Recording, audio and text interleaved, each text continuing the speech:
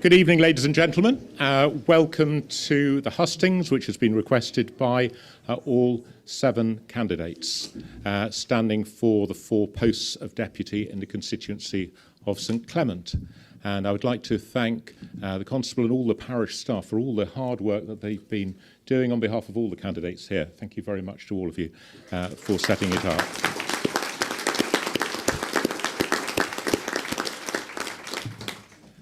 Rather like an airline, there are fire exits over to the left and the right and at the back. And could you please make sure all your mobile phones are set to silent? The candidates will be making their opening addresses, and they'll be doing that in the order of seating, which we have drawn by lot before you arrived. They'll be for a maximum of 5 minutes, and there'll be a warning bell at 4 minutes. If it goes over the time, we've got a mobile phone already. If it goes over, that is not the noise you'll hear. You will hear a ding. Thank you. And they'll be able to finish the sentence they're reading. When it comes to the questions, please could we respect the fact that this is a meeting for the residents and on the electoral roll of St Clement for them to ask the questions. And what I'll be doing, I'll try and do it as fairly as possible. I will be doing it in quadrants round, and we hopefully will fit quite a lot of questions in, and a microphone will be brought to you. Once you have the microphone, if you could please stand, providing you're physically able to do so, and state your first name and surname and confirm you are resident or on the electoral roll. And the questions, could we please address them to all the candidates, not to one individual, and let's try and keep it as to do with the election as much as possible, unlike the odd other hustings I've heard elsewhere. To help us make the most of the limited time, all the candidates would agree with me here, please could we have the questions as concise as possible. It's not the time to make speeches or background information. Our candidates will fill you in on all of that, I'm sure.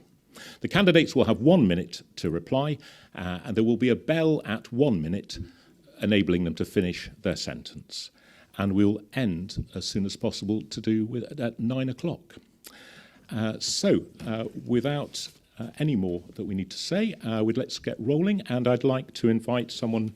First of all, we're going to stand and have our candidates tell us about the policies. Thank you very much, Mark. Thank you. It's a great pleasure for me to be the first speaker at this event today. 50 years ago, I left Jersey to work in London, and I've come back to fight this election. Although I've lived in London, in and around London for a long time, I never really left Jersey. It was always home to me. Whenever people said, wherever I was, where are you from, it was from Jersey. And I've stayed in touch with Jersey. I've done a fair bit of work in and about Jersey over the last 30 or so years. I've chaired 3 government bodies, the Competition Authority, Jersey Development Company, Andium Homes. I've done some work for the government, some reports on housing, on population, consumer protection, Jersey identity, financial resilience. And in my spare time, I've written a few things on Jersey, and just to prove it, the history of the Jersey population. So I do know still a fair bit about Jersey, even though I haven't lived here. And a confession, I've never lived in St Clement's, but it is undoubtedly my home parish. My great-grandfather came here to dig potatoes and within 20 years had his own farm at the top of Loch Lane. My grandfather was the parish foreman. My father was born in Loch Lane. Well, not in the lane itself. He was born in a house called Rocklands alongside the lane. St Clement's has always been our family centre. My parents' golden wedding reception was held in this very room. My career's been in the UK. I've held a variety of positions, from heading trade associations, I've chaired companies and charities, and I spent 5 years as political leader of the City of London, which is one of the big political jobs in Britain. And I say all of that because that experience is all very relevant to what I think any jurisdiction needs. We can all learn from each other. Many jurisdictions can learn from Jersey, and Jersey can learn from them. And I've learnt an awful lot over the last 50 years about Jersey, from working in Jersey, being in Jersey, and from what I've done outside Jersey. So why did I want to come back at a time when most of my school friends seem to have retired years ago to fight an election. I'm a political addict. I've been keen on politics since about the age of 6 or 7 when I stood for Blackboard Monitor at St Luke's School. I was very successful in that role. I think Jersey does not have a political system that does justice to the people of the island. And I'm not here criticising the people in it. I think Jersey's had some really good ministers. And I'm going to pay tribute here to Lindsay Ash and to Susie Pinnell, who over the last 4 years have had a really tough time with everything that's happened, and they've done their very best for Jersey. But the system simply doesn't work. The key decisions aren't made by the government, they're made by a committee of 49. And that just is not very effective. Jersey needs a team of people working together with a common agreed objectives put to the electorate in advance. And I joined the Jersey Alliance because that is what I saw they were trying to do. And I was delighted to be elected leader of that party. So what does the party want to do in about a minute or so? We want to preserve everything that is good about Jersey. We want to preserve Jersey's status as a Crown dependency. We want to preserve the bailiff and indeed past bailiffs. We think they're important people. We absolutely want to see the parishes continue with the vital role that they play, and you know that better than anybody in St Clement. And we've got just a fantastic environment. Just looking over at the coast, what a magnificent sight it is that we perhaps take for granted if you're living in St Clement. But for people coming here, it is just brilliant. And of course, we've got a thriving economy and low taxes. So those are the sort of things we want to preserve, but things need to improve. The health system is not working effectively at present. We've got a real problem with housing costs that we need to address. Education standards are okay, but need to be better. And just quickly about St Clement's, a great parish. It's got 3 things that really go for it: fantastic coastline, a great community, and the #1 bus route. And okay, that I guarantee we will keep. It is vital to this parish. So nothing at my time of life would give me greater pleasure than to be elected as your deputy, to serve you for 4 years, and even better, to lead a government that is going to be working as a team of people, providing you, the people of Jersey, with the government that you deserve. Thank you.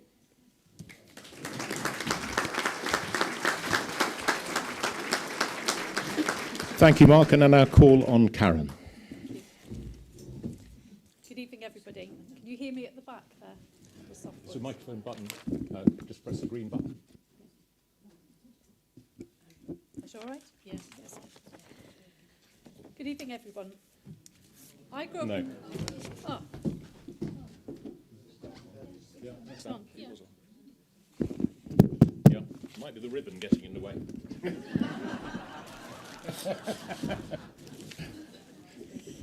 It's all right. It's okay.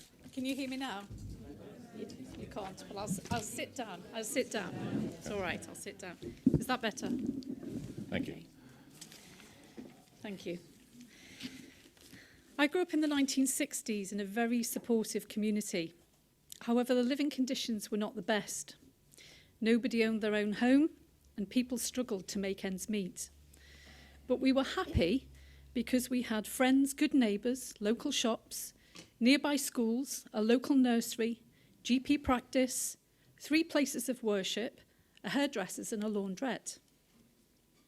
If anyone was considered wealthy, it was because they owned a car or went on holiday.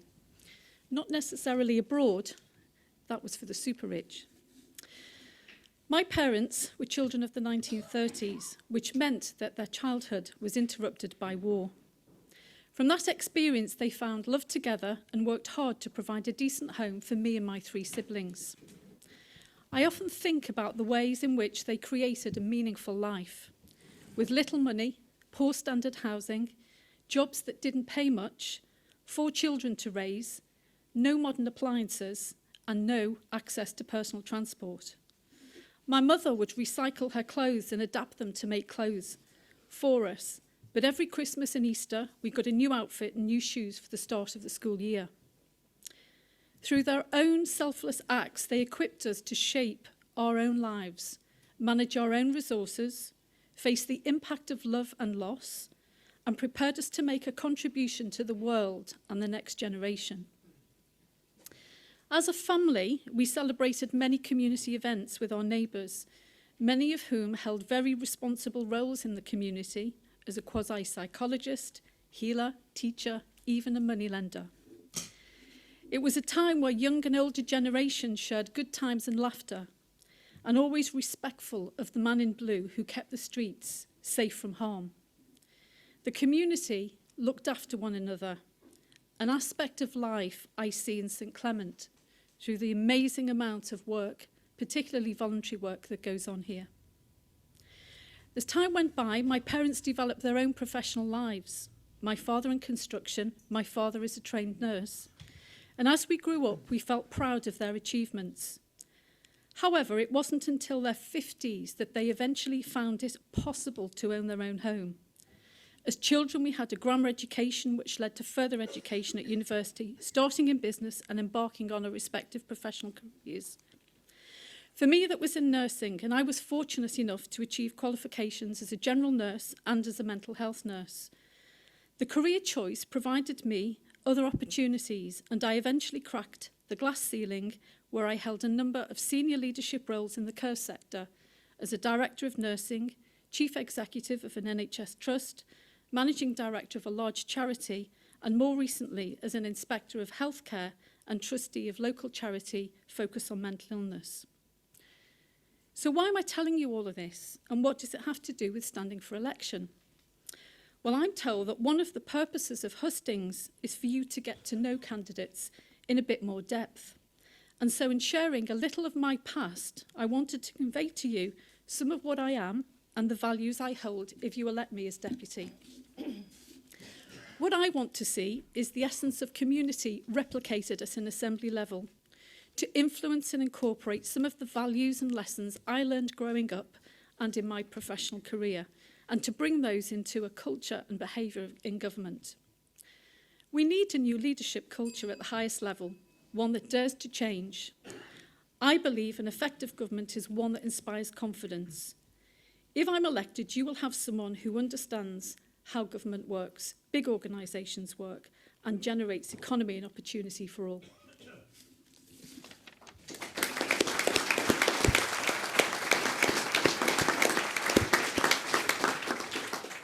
Thank you, Karen. I now invite Barbara.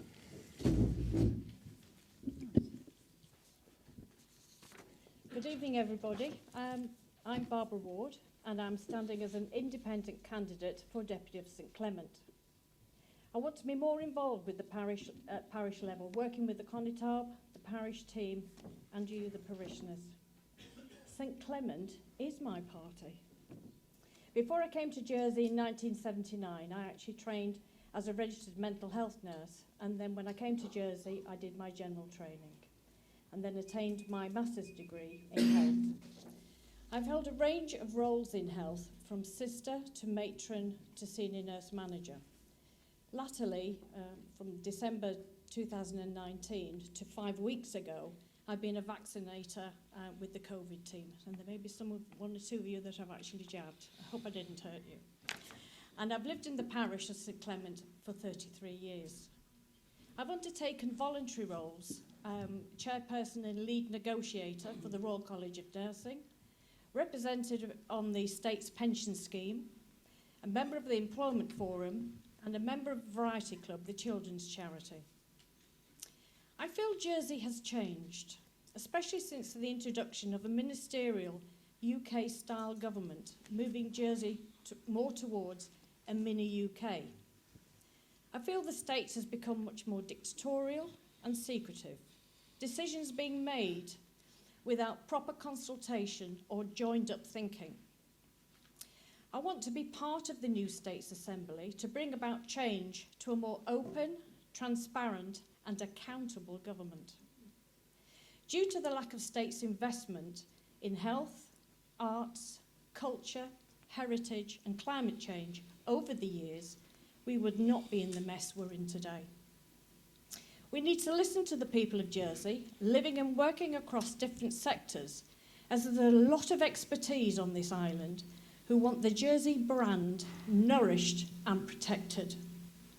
Jersey is a diverse population of 103,000, so we need a robust systems put in place that are more balanced, affordable and fair in order to protect our future generations. I must say a huge thank you to all the people that I have met so far whilst canvassing door to door for their kindness, warmth, support shown to me. It's been the highlight of this campaign, meeting so many of their families and their pets. I know I haven't spoken to everyone, but I've tried my best. It's not an easy task getting around 4,300 properties in St Clement and 10,000 residents. But I'll continue until polling day, keep knocking on that door. I honestly didn't realise how many houses and flats there were. It has been a real eye-opener. When I've done door to door, the parishioners have conveyed what they feel, and I'm just going to list those. Traffic, recycling, more open green spaces and sports facilities for all. The new hospital, it's the wrong place and too expensive.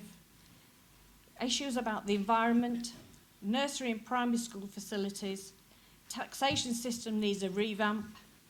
Let's have social security and tax offices open for business with face-to-face appointments again. Affordable homes for our thank you. Affordable homes for our children now and in the future. Cost of living is a real worry for all of you. The billions of pounds of debt our future generation are going to have to pay off. Mental health issues, especially in our young people. But lastly, no more building housing developments in this parish, please. And again, thank you for listening and hope you will consider me, Barbara, on the 22nd of June. Thank you very much.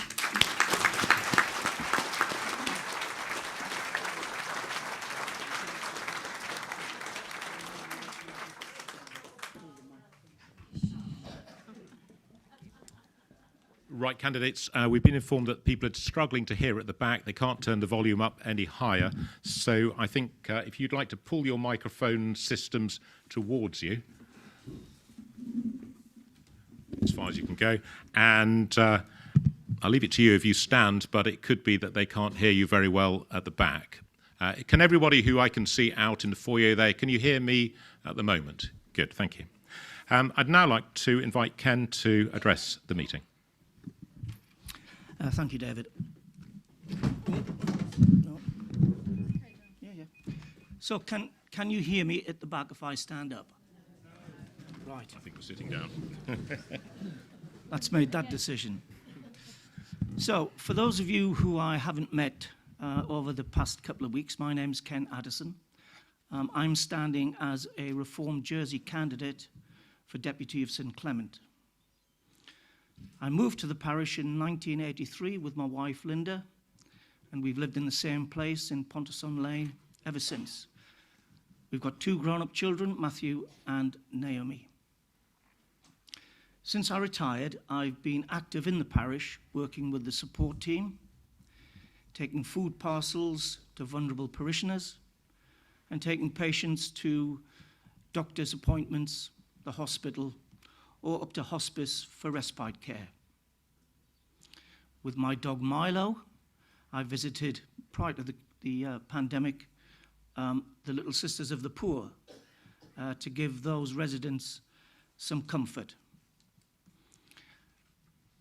Recently, I helped form the St Clement Environment, Housing and Infrastructure Subcommittee, and along with our connétable, was successful in preventing 5 fields in St Clement that had been put forward for rezoning.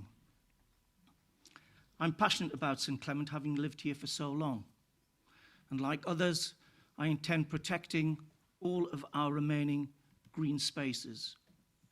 It is simply not viable for this parish to have more built-up areas. Over the past couple of weeks, when I've been walking around the parish and meeting parishioners, the cost of living is something which is really beginning to bite. Reform Jersey has 9 pledges. One of those pledges is to remove goods and services tax GST from all food and essential items. I'd like to read you a letter. We received this earlier this week, and it's from a young lady called Ruby who goes to Granville School. She's in year 7.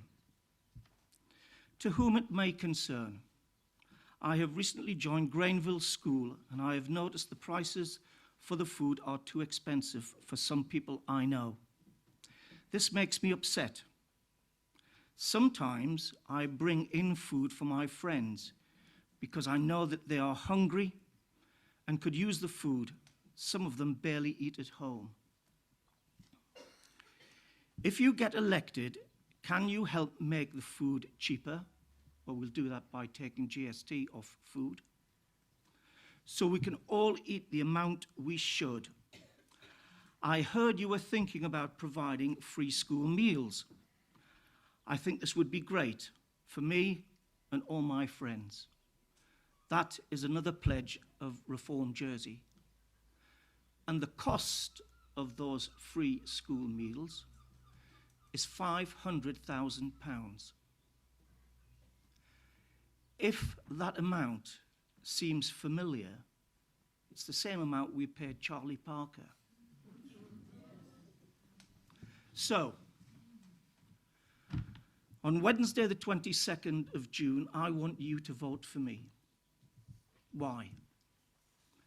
Because together we can make Jersey a fairer society for all of us. We can prepare Jersey for the challenges it will face in the future. And a Reform Jersey government will be more accountable, it will be more accessible, and it will be more democratic. Thank you.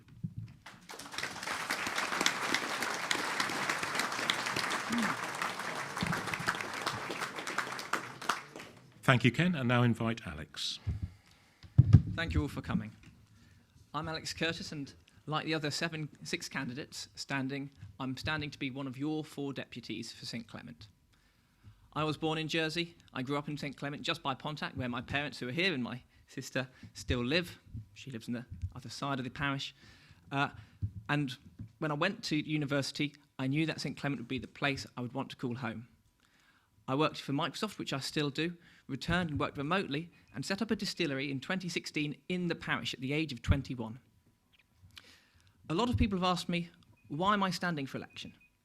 It's not as if I don't enjoy the work that I do. I've worked for companies in many industries. I've helped make farming more productive. I've helped make energy companies more sustainable. I've helped make insurance firms pay out quicker. And now this is using technology to solve problems. But the truth is, Tony from Digital Jersey might not want to hear, the best part of the job isn't technology. The best part is finding solutions. It's about finding solutions from people who know what's going on the ground. It's understanding their issues and their needs and resolving concerns and conflicts so that we can work together to deliver practical outcomes. Sounds to me like how we want to see our government work as well. So that's why I'm standing, because I believe we need a government that will represent Ireland's best interests, provide suitable housing, protect the environment, manage its costs, and not burden later generations, or mine, with long-term debt. I believe we need a government that is going to be open, transparent, and engaged, and that actually engage with Islanders again, and takes on board their feedback in making sensible policies that they can action against. I've had some fantastic conversations with parishioners so far. I can't wait to have more until the election, and if I get in, I can't wait to keep that conversation going. And I've heard an awful lot of topics come up, but here are a few that I think really struck home to me.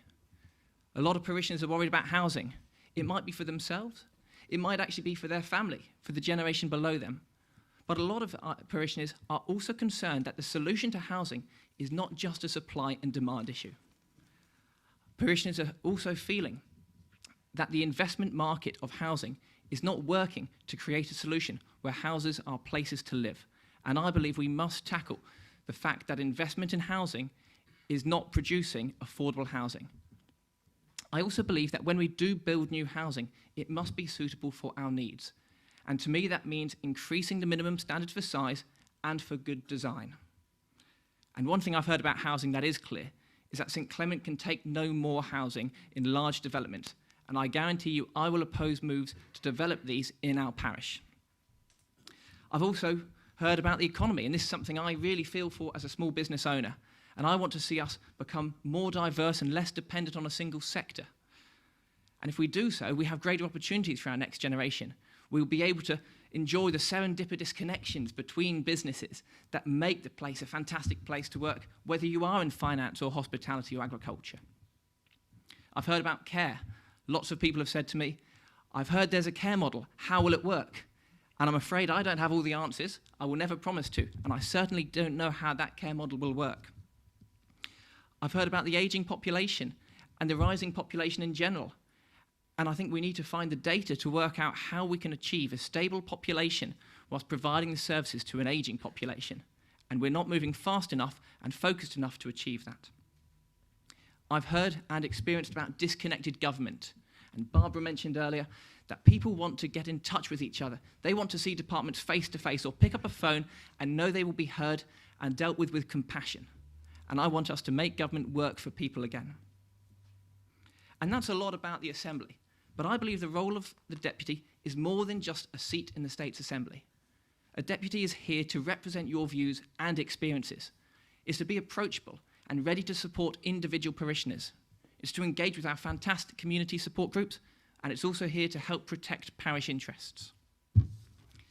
Change in the next 4 years should be based on policies that maintain and manage what we have, and then target improvements to areas that respect Jersey's people, culture, size, and way of life.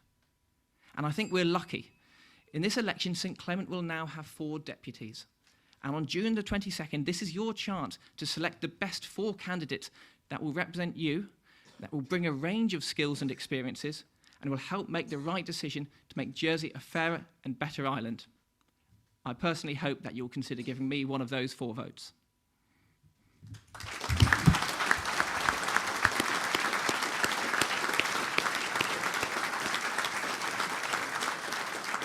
Thank you, Alex. And now I ask Lindsay to stand. Or stay seated, sorry. I'll stay seated. Thank you, Chair, and welcome, ladies and gentlemen, and thank you for coming out in such tremendous numbers. St Clement never disappoints in that respect. When I was elected in 2018, I went for a drink with the then Constable Len Norman, and he gave me a lot of words of wisdom, and one of them stays with me tonight, really, when he said to me, Lash, if you're looking for thanks, you're in the wrong job. And it's a shame because Len can't be here now, obviously, to hear the thanks I offer for the great help he gave me in my early years in the Assembly. And one of the most pleasing things I was able to do in the Assembly was help Gregory Guida bring the amendment that will have the new Fire and Ambulance Service station renamed the Len Norman Fire and Ambulance Station. And that's a great tribute to a man who gave not only a tremendous amount to this parish, but to the island in general.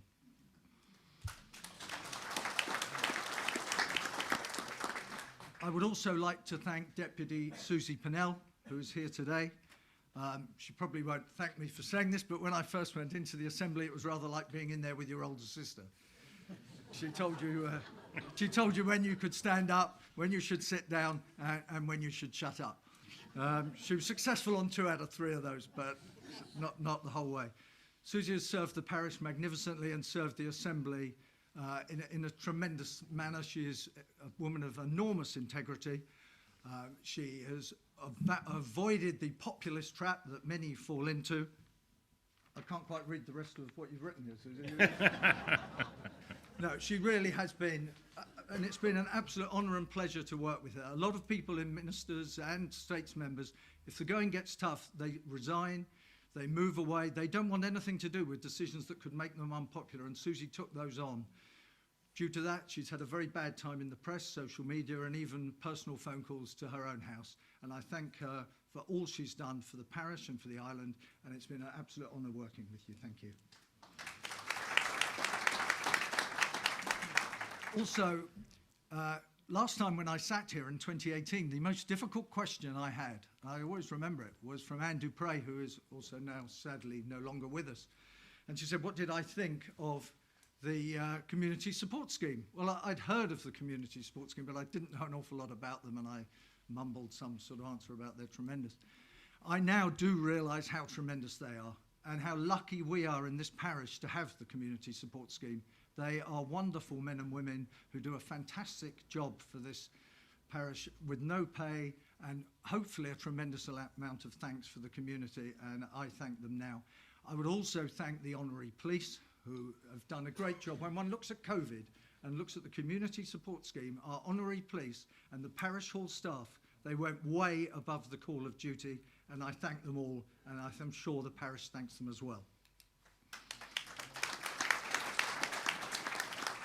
An obvious question that you ask someone who's sitting in the assembly is what did you do? I can answer one part of what I did with a very definite answer where I was successful. I was dressed similar to this, and I was coming back from the assembly, and I went in the White Horse for a well-deserved beer. And once you are a deputy, you're used to people coming up and asking you questions. And as I was leaving that night, a woman said, "Excuse me." And I thought, oh God, what's this? The hospital, the treasury, their tax? And I said, "Yes, certainly." And she said, "Could you get me the bill, please?" And I did get her the bill, so I succeeded in that. On a more serious note, island-wide, I have served as the Assistant Minister of Treasury, the Assistant Minister of Home Affairs, and on the Appeals Committee for Planning. During that, I was instrumental with the Spend Local card, which I think was a tremendous success at a very difficult time for the island. I was involved as the representative of Jersey Telecom on the IoT sale that brought in £200 million, with £40 million going back to the States and £20 million being given to our digital service, and Mr. Moretta, who is to the left there, or very close to the digital service. I was also, I think, the most rewarding thing I did, which gave me great credit, was sign off for Andium on buying Spencer Close, which, if those of you remember, people were given eviction notices on Christmas Eve, and Andium have bought that development, and people are enormously happy at the service they're now getting from Andium. For the parish, I've helped with families with members in prison to organising Battle of Flowers nights, quiz nights, and obviously a lot of emails, although I was very pleased with getting disabled parking at FB Fields. For the future, I think we've covered a lot of the hard yards, but it's up to the next government to make that pay, particularly in getting the swimming pool and community hub organised at the Rockier School, which is long overdue for this side of the island to have some community facilities. It's all gone west, it's about time it came east. As far as a party is concerned, why did I do it? I can only give you the words of Helen Keller, who said, "Alone we can do so little, together we can do so much." Thank you.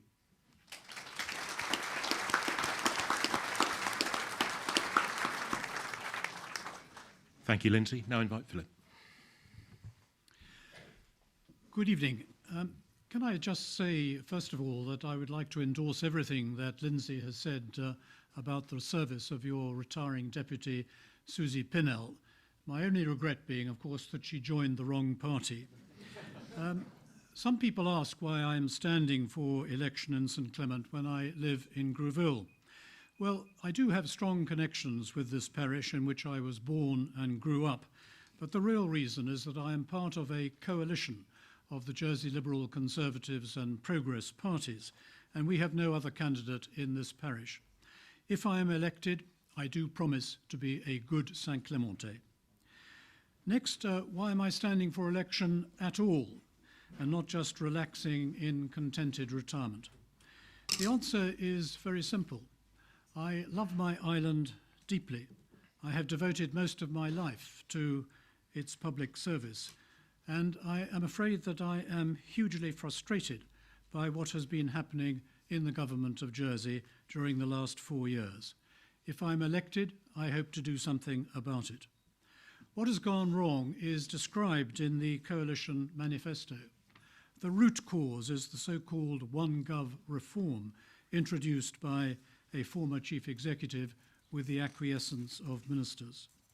The new structure, which removed the direct accountability of departmental heads to a minister, has made ministers more remote and less accountable. In some departments, civil servants seem to run the show because there are no responsible ministers. It was claimed that the reforms would streamline the civil service and save money. In fact, in 2022, we have 800 more officials than we did 4 years ago, at an additional cost of at least £100 million each year. This is just not sustainable. Another consequence of this confusion of lines of accountability is an increasing lack of transparency and a reluctance to share information. The decision to build a large hospital on top of an inaccessible hill in breach of numerous planning policies would probably not have been made if all the relevant information had been available at the proper time. We need to restore political accountability so that the heads of civil service departments are individually accountable to a minister. I have mentioned the huge growth in the public sector while every other part of the economy is shrinking. We were once financially prudent and concentrated on things that were important. We built up a strategic reserve for a rainy day. We seem to have lost that sense of being careful with money. We spend as if there were no tomorrow. What really worries me about the hospital project is not just its environmental impact, but the huge cost and associated borrowing which is effectively secured upon the strategic reserve. This means that for at least 50 years, we will not be able to use that fund for any other purpose. What happens if there is another catastrophe, another pandemic, or a collapse of the island's finances?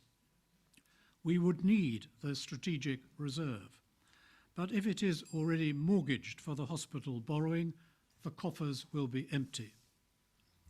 I don't want to be too downbeat. Barbara and I were at the Jersey Dairy Hustings this morning, learning about the great work for the environment that the industry is doing around broncage, hedgerows, and biodiversity, and taking initiatives on climate change by seeking to reduce the methane gas emissions of cows.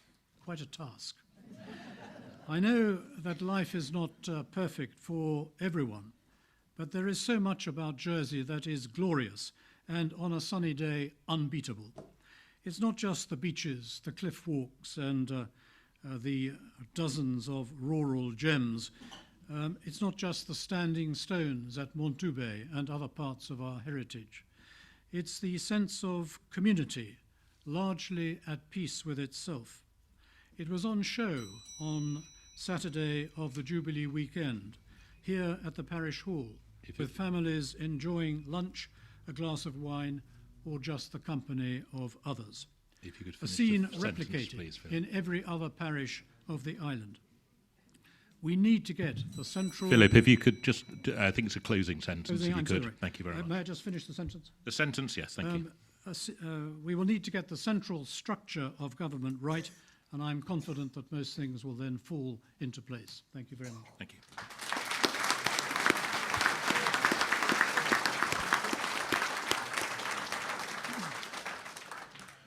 Right, if the questions are kept reasonably brief, then I think we have time for about 9 or 10 questions before 9 o'clock. So if I could call for a question from this sort of quartile in front of me here, and I'll ask this gentleman here. If you could stand, state your name, that you're an elector in the parish, and then the question. Peter Thompson, I live in Samaray, just down the road opposite what was the Shakespeare. Thanks, Julie. Could I ask the candidates if they are content with the decision of the hospital? I think I know the answer from one of them. And would they revisit the hospital situation? Thank you. So we'll start a minute per question, and I invite Mark to start. I think it's a very unhappy story over a great many years. The fact is, it was in 2012 the decision was taken that Jersey needed a new hospital by 2020. It is currently costing a lot of money to keep the existing hospital going. Jersey needs a new hospital. I actually agree with Sir Philip that the decision was not taken with, well, it was taken in a rather odd way, and that I think some options were excluded. However, we are where we are. You know, the States Assembly approved the site, it's approved the financing, the planning inspector has recommended approval, and the planning minister's approved it. And if we now go back on that, even if we regret it, that is going to cost many millions more, and we will have an inadequate hospital for even longer. So no, I'm not happy with how we got to where we are on this. It's pretty unsatisfactory situation, but we are where we are. Let's get on with it, and let's have the hospital that the people of Jersey need. We are not going to have that if we take this decision again. Thank you. Karen? Thank you, Peter, for your question. I absolutely would not support progressing with the current development as it is. And my reasons for that are that I think that it has been organised around a capital project as opposed to understanding what health needs there are on Jersey. And in particular in each of our parishes, we don't have any assessment of what our health need is in the island. And in order to be able to plan services, you actually need to have that information. It means that we've become preoccupied with what people have referred to, and many people on the doorstep have referred to as a gold tap facility. And what it's not taking account of is the change in the demography in the island and the needs that we will have to actually have a different kind of health offer for the community in the next 5-10 years. And that means that we have to build up our community infrastructure, and we have to make sure that we've got really good health services in the community. Thank you. Barbara? I think it's pretty well known that I do not support this acute hospital, and I emphasise acute, on top of Westmount Hill. It's the wrong building, and it's far at the wrong site, and it's far, far too expensive. You can do Whipps Cross for 560 patients, a bed space for £600,000 in London. What I propose is that we use Overdale as the non-acute step-down facility, and that we then move all the non-acute stuff out of the general hospital up to Overdale, and that we then refurbish and redesign our existing hospital. I am so incensed about the fact that they're going to knock down Samaray, because there's up at this new acute hospital on top of the hill, there is no about rehabilitation. There's nothing about where you're going to put the child development unit. It really is not going to be fit for purpose going forward. Thank you. And Ken? I think, ladies and gentlemen, if I could just make a ruling from the chair, given the lack of time, if you could restrain your applause till the very, very end, because we won't get many questions in. Thank you, Ken. However much we may disagree with it, the decision has been made. And to go back to square one means that we'll be standing here committed to writing off millions of pounds. And that's not a responsible thing to do. Jersey needs a new hospital, and that is self-evident. What we have done is that we have forced the previous Assembly to agree to a build budget of £350 million.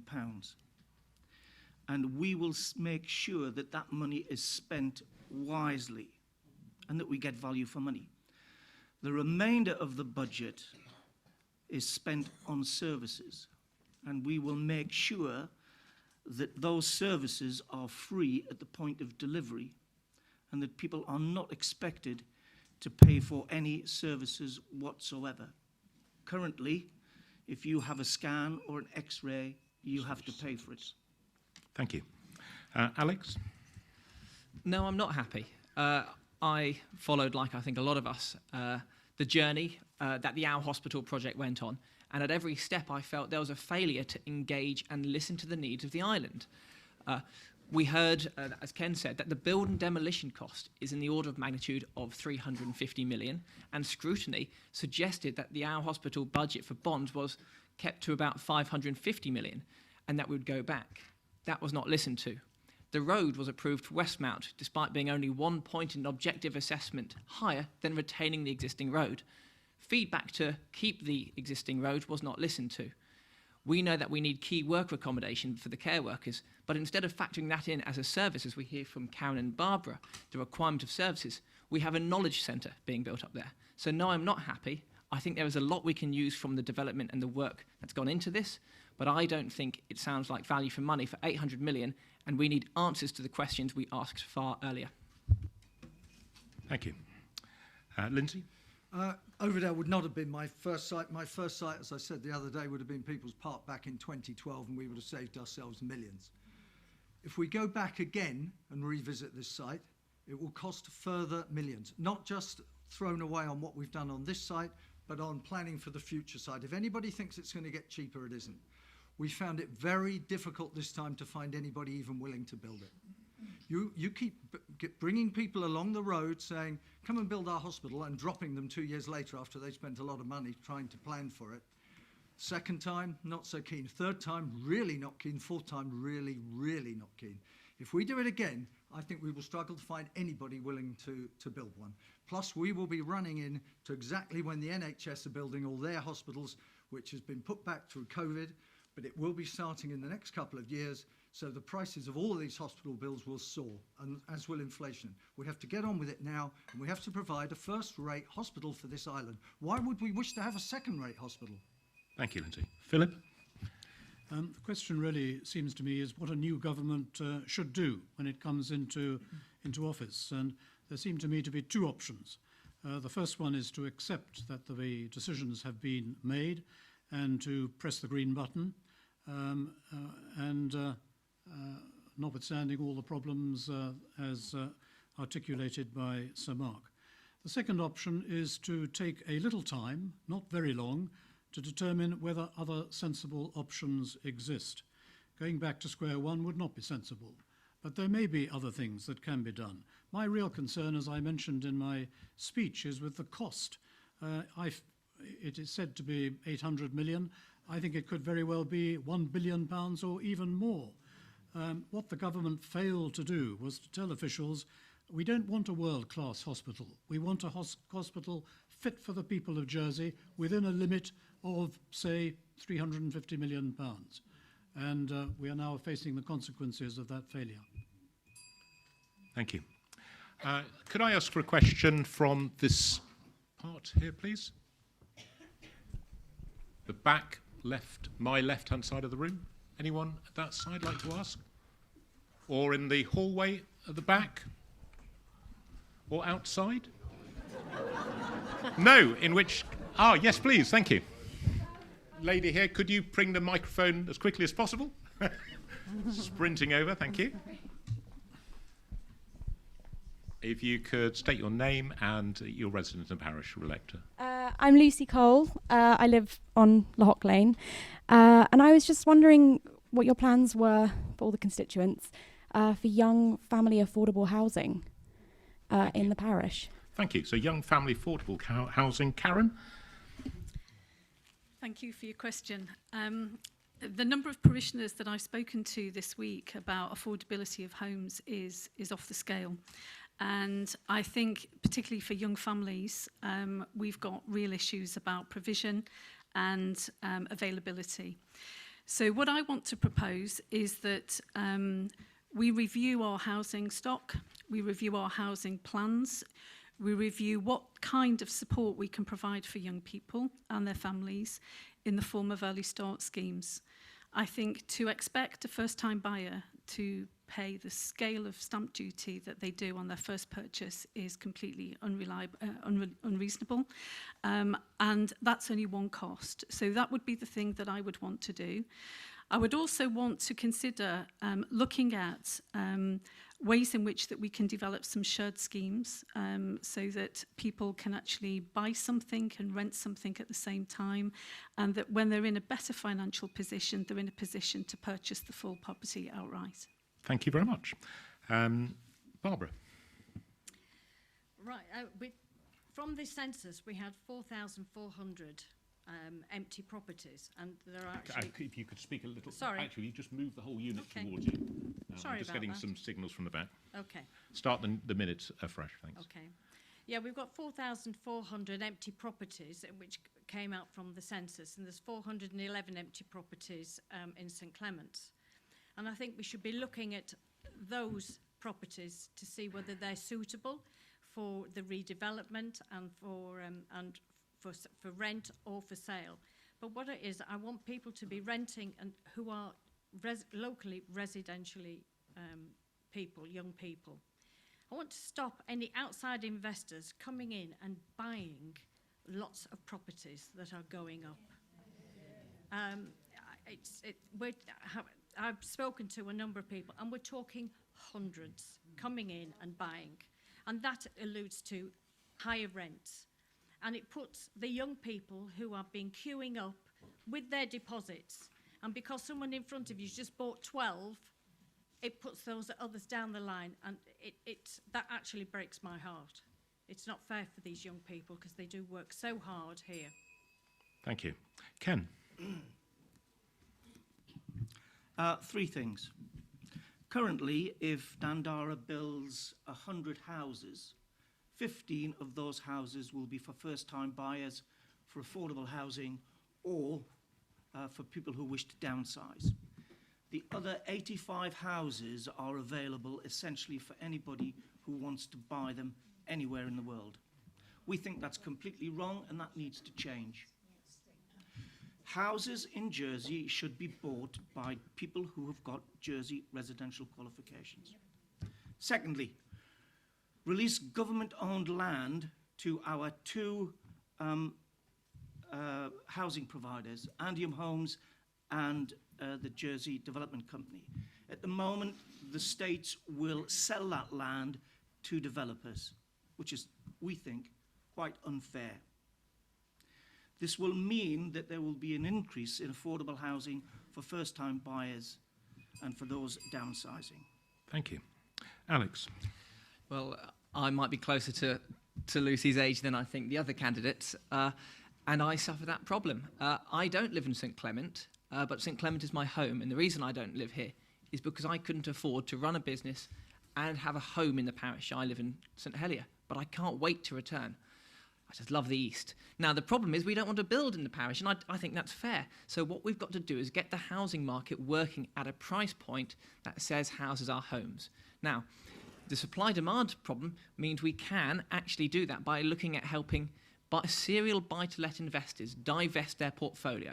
We need a rental market. Some people will rent. We need a purchasing market for owner-occupiers. People want homes to buy. But we can't have a situation where we have too much buy-to-let and too much investment overheating the market. So that's what we'll do to bring it down in St Clement. And in St Helier, we need to make sure that on new developments, we are building 2- and 3-bedroom flats, which are larger, that someone can treat as their first home for the first 10 to 15 years. Then maybe at that point, they can look at moving back into parishes. Thank you. Lindsay? Thank you. Firstly, I wouldn't favour building any more in St Clement. I think that's a complete no-no. But as far as in other areas of the island, I think we do need, and in fact Andium and SOJDC are already putting in shared equity schemes, which I think is a great way forward. They're putting in first-time buyer schemes, which is a great way forward. What I would like to see, particularly if we develop the St Saviour's Hospital site as a mixed development for over 55s, first-time buyers and family homes, I'd like to see a covenant put in place on those properties that they can be owner-occupier only. And I think that way you stop any, whether it's overseas or local, people buying them purely for investment purposes. And I think that would be a big step in the right direction. Thank you. Philip? the absence of affordable housing is a real problem, because I think everyone would accept that the cost of housing has become almost absurd. The only way to deal that is to create more supply and to restrict demand. And I think I agree with much of what Lindsay has said. I think that the solution is probably just around the corner, because a number of houses are in the course of development. And hopefully the number of affordable houses will succeed in making it possible for many more people than can buy them at the moment to do so. Thank you. And Mark? Yeah, it's a really difficult issue under which there is no simple answer. Sadly, if there was, we would have found it some time ago. It is about supply and demand. I think the market is turning and interest rates are going to increase later this year. And I think an expectation, not just here, but in the UK and many other jurisdictions as well, we're going to see prices stop rising and perhaps fall a bit. In the short term, it's helping people with the deposit. That is probably the simplest thing that can be done, because mortgage payments can actually be less than rent. It's the problem is getting the deposit together, and as others have said, Andium and JDC have schemes that help do that. But it's really tough. It is not going to be solved quickly. We need to increase supply as much as we can. I agree about releasing government sites. I don't think the problem, Ken, is selling them to developers. The problem I have with the government is it does nothing with them. They just sit there, and they do need to be sold, and at least a developer would develop them. So we need to increase supply. We need to help first-time buyers. Thank you. So another question, please. Gentleman with the BBC. Is that BBC? Yes, BBC T-shirt. If you could get the microphone, thank you.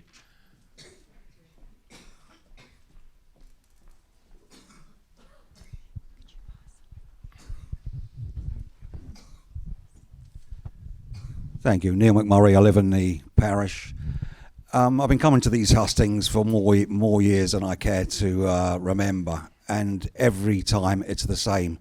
This place is packed out. There's far too many people in here. There's people of senior years who are unable to get a seat. There's people standing out there can hardly hear us, let alone see what's going on. I'd like to know, whose idea is it to keep having these hustings in the parish hall that is totally and utterly inadequate? Excuse me, sir. I think I'll rule that question to be addressed to other folk. This is not the job of the candidates here. I believe. I'm sorry. I thought the gentleman at the back. I thought it was the candidates that chose the venue. I'm going to take a ruling on this. Could we go to the back there, which is an election issue, please? It is a fair question, I'm sure, about something about that particular issue. But if the gentleman in red there. Just I don't think we'll have a minute each on that question. My name's Jonathan Stewart. I live in just up the road at Green Island. The adult mental health services over here, the inpatient and outpatient, are both unfit for purpose and completely outdated. And I was wondering what each of you may do to help in that situation. Thank you very much. Let's start with Barbara. Well, obviously, I've worked in mental health for a long time. I actually absolutely agree with you. When this government wants it about putting children first, it's not putting children first with mental health issues. I know that there are children that are under the age of 18 are being cared for on adult wards. That is not right. It's absolutely not right. And with this new hospital, the proposal is, oh yes, it's going to be 30 beds. But I actually said at the inquiry, there is nothing for our children. People who are under the age of 18, they need to be treated in a bespoke special unit for those needs, not to be mixing with older people. But yes, I absolutely agree with it that we need to get this revamped and looked at much, much better to care for all of our people with mental health issues. Okay, thank you. Thank you. And Ken? Certainly the current provision of mental health does need to be looked at. One suggestion that a young lady put to me was, wouldn't it be a good idea if we had some form of parochial hub where patients who are suffering could be signposted to the necessary agencies. Talking Therapies, which is one of the agencies, needs to be expanded. There aren't sufficient people who are able to help with mental health. Waiting lists are far too long, but again, the cause of mental health can be multifaceted. Some of it could be as a result of poor housing, where children are unable to have a space of their own. They may not have a bedroom of their home, of their own. So it's a much more complex subject. Thank you. Thank you very much, Ken. Well finished. Alex? The first thing I can do is I can listen. I don't have all the answers on this one.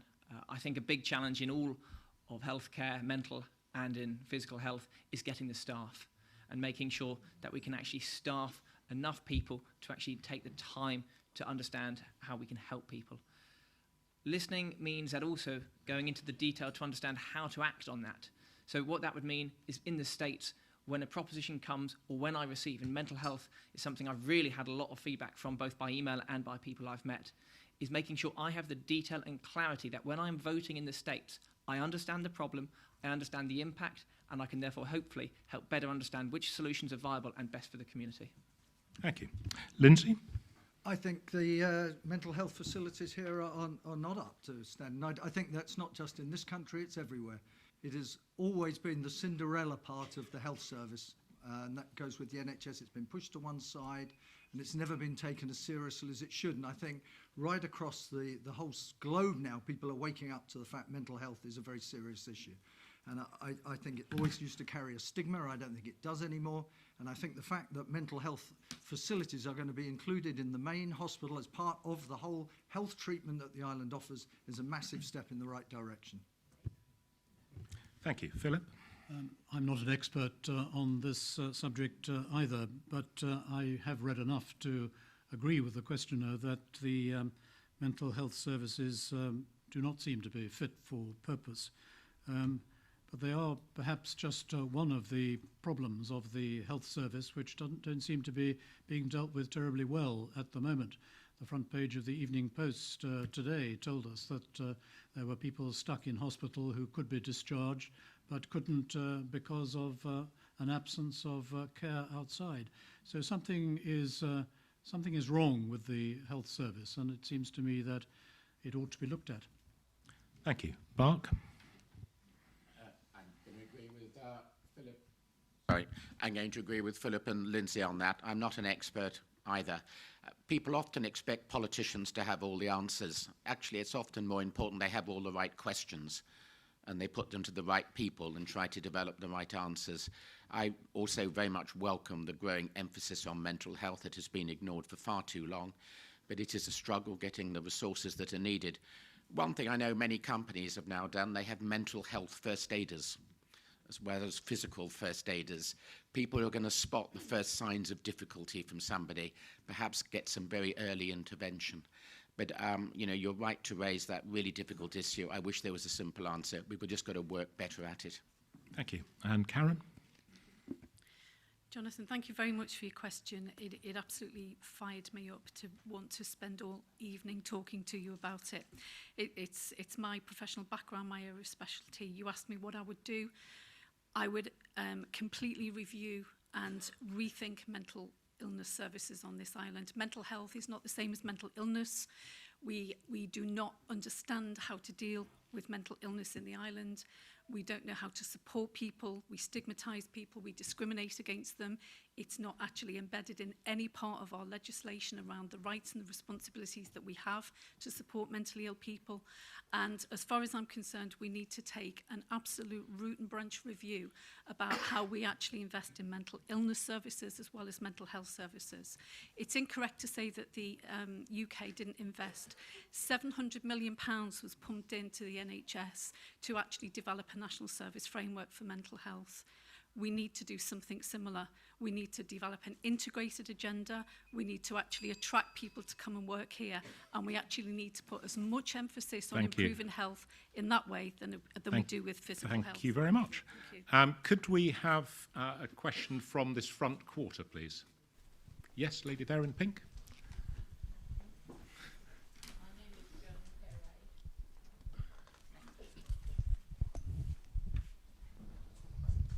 Thank you. My name is Joan Perret and I live in the parish and I'm on the electoral roll. Chair, I have 2 questions. Would I be permitted to answer? Just one for the moment, please, because we've only got room for about 6 questions left. Okay, thank you. Well, I'll do the first one. Thank you. Do the panel members feel it necessary to continue using external, expensive consultants to run our departments? For example, our hospital service. I feel sure that we are being overrun by so-called experts from UK. Thank you very much. I think I'll cut you short because I think we can guess where you're going. Ken, could we have your response to that? Joan, thank you for the question. And the short answer is no. I don't believe we should employ external consultants. If we do need to employ external consultants for a period of time, one of their key responsibilities should be to train local employees, to be able to take over that role once they leave. This will stop the contract renewals. The short answer, as I've said, no more consultants. Reform Jersey has agreed that what it will do is to ask all of the Directors General to tell us how many consultants they've got, what their role and responsibilities are, and more importantly, are they necessary? Thank you. Alex? Well, as I might have mentioned in my speech, I am a consultant by trade, and and from that, I'm also an islander and someone who loves to see businesses thrive with their own talent. Now, when I put together a proposal for someone, I try to make it as lean as possible and always factor in knowledge transfer. I would love to get in and understand where we're using consultants, and consultants have a place, but making sure they are never doing the role that a full-time person should be doing, and that they are there to bring a skill, to transfer that in, and then to move on to their next client. Thank you. Lindsay? Very pleased to follow that answer. I think Alex is 100% correct. There is no yes or no with consultants. There have been mistakes undeniably made with some of the consultants we have employed over here. I certainly would not dispute that. But some people have specialities that we do not have on the island. One of the great things that has been put in place in the last few years with the government is training up local-born talent within the civil service to rise to the top. You can't just place someone at the top if they haven't got that training. It's not fair on them, and it's not fair on the government, it's not fair on the taxpayer. But we are getting there. Home Affairs, which I work in, have just appointed a local lady to be the Director General, and that's fantastic. That's what we have to work towards. Thank you. Philip? Yes, well, my short answer is no as well. I think it's rather sad that we have resorted to so many external experts to come and solve our problems, when actually we have quite a lot of expertise in the island here. And I had an example of that this morning at the Jersey Dairy, when we were talking about the Rural Economy Strategy, a document that was published a few months ago, and which was produced entirely by local people, by the local experts in the civil service. And so far as the dairy was concerned, it was a model of its kind. Thank you. Mark?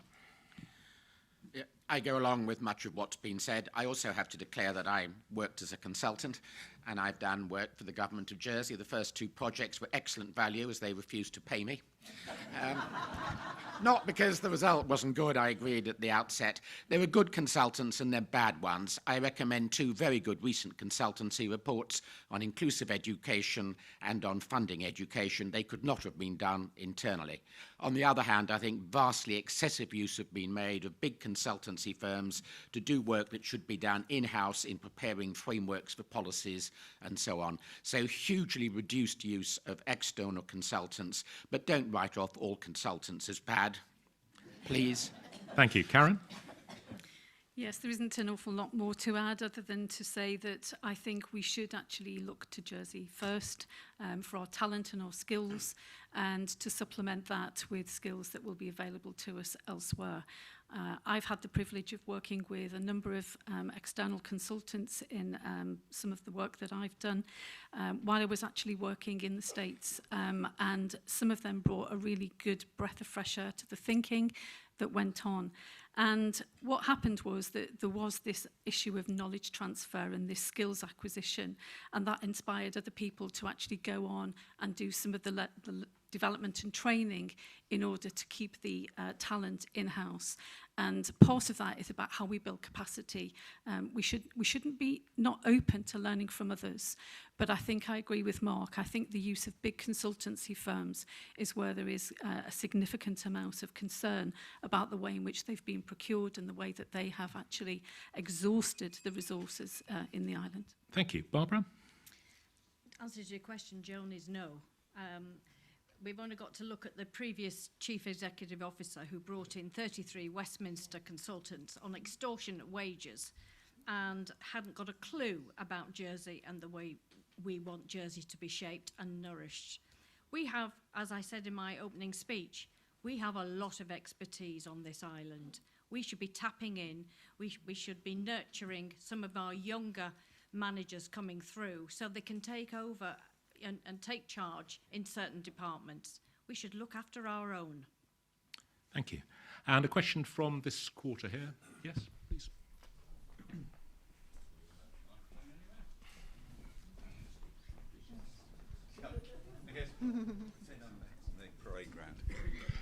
Thank you very much. My name's Simon Bree. I live on Pontac Common.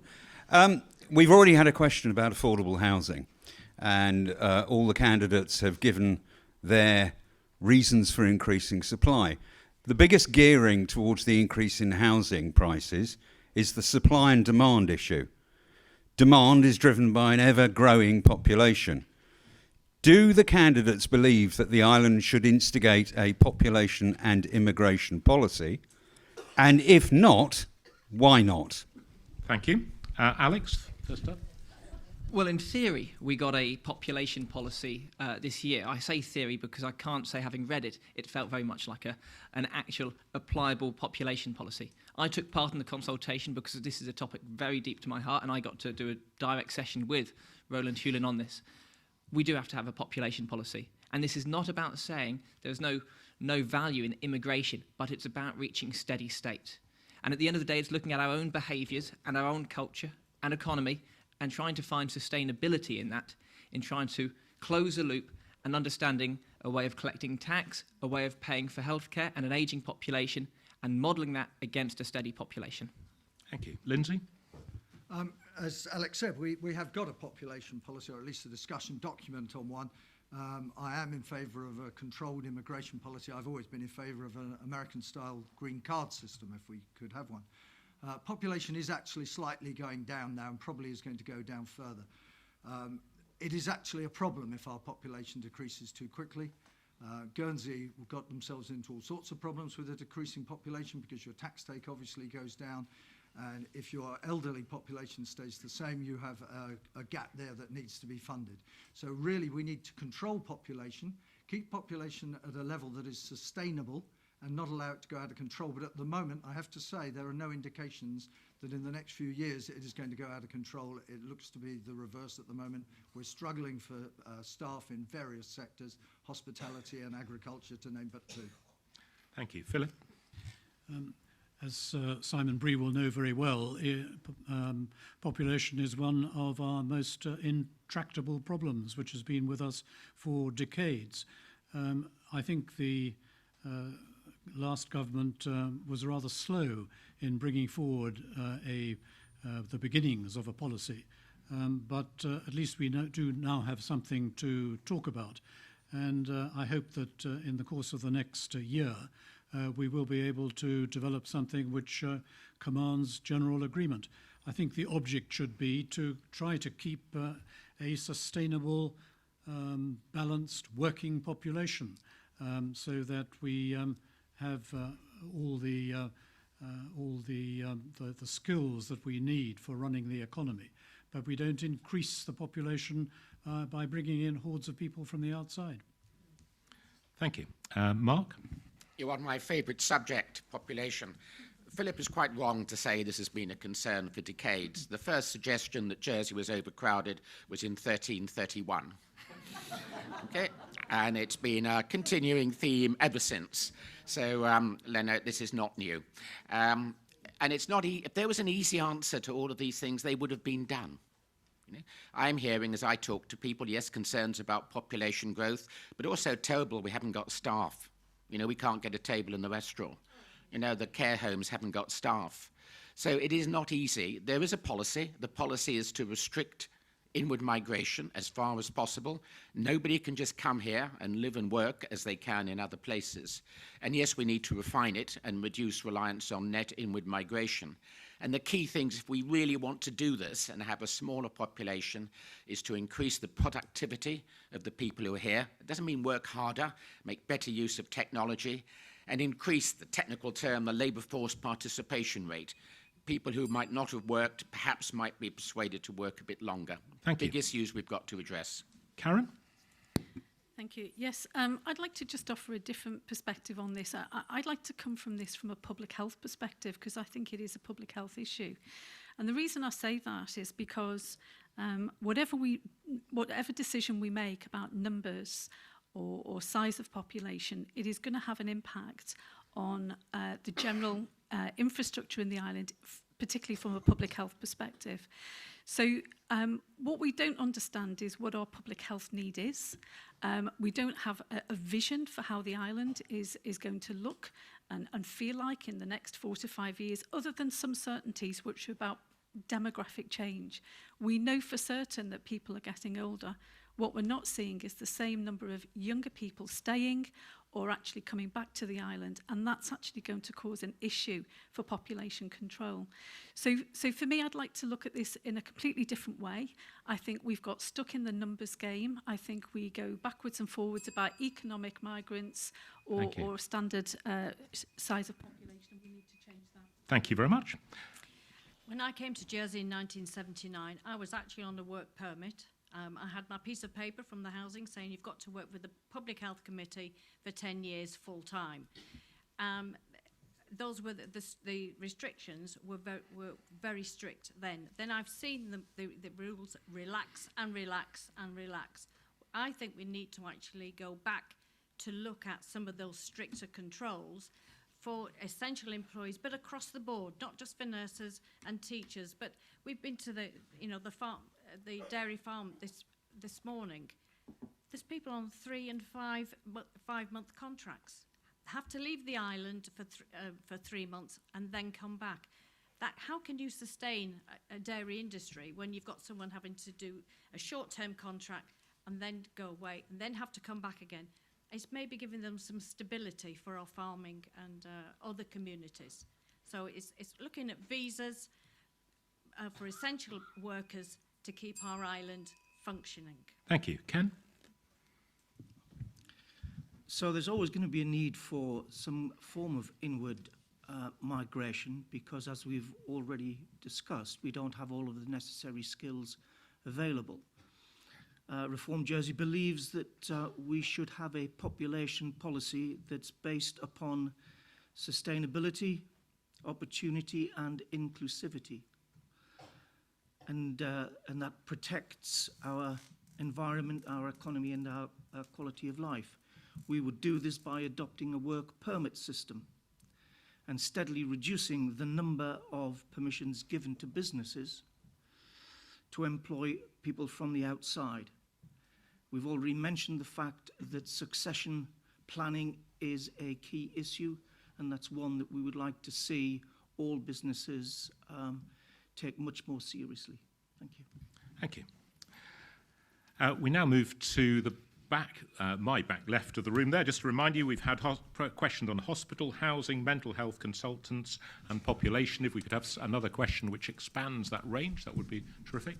There's a lady there in the blouse, just there, thank you. Hello, my name is Debbie Boder and I live in Le Bourg, St Clement. how do the candidates feel with the cost of fuel and electricity rising? Should we make all new builds have solar panels so at least we could sustain some of our energy costs within the island? Thank you. Lindsay? Excuse me, it was a little bit quiet. Would you mind just repeating again? Sorry, one of the candidates. Oh, sorry. Just put the mic. It's a bit difficult tonight, isn't it? Microphone quite close to your lips. Cold. Oh, sorry. I want to know how the candidates felt with the cost of fuel and electricity costs rising. Should we make all new builds on properties have solar paneling so at least we could put the excess electricity back into the grid and help sustain our Jersey sort of resources? Thank you. So, Lindsay, you're the first on this. I think there's a lot of things that could be looked at in new builds as far as sustainability is concerned, solar panels being one of them.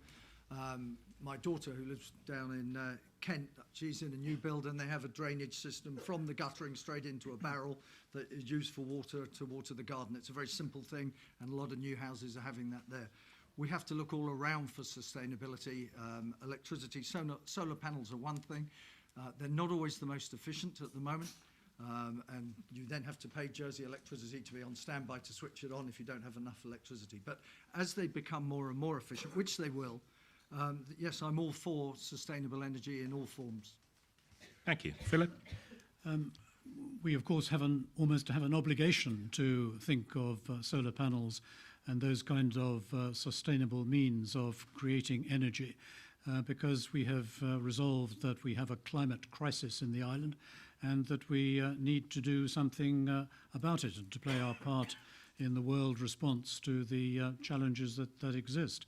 So, yes, I think that it would be a very good idea for newly built premises to certainly to have solar panels if it were feasible physically and practically to do so. But as Lindsay had said, I think there are a number of other elements which have to be taken into account as well.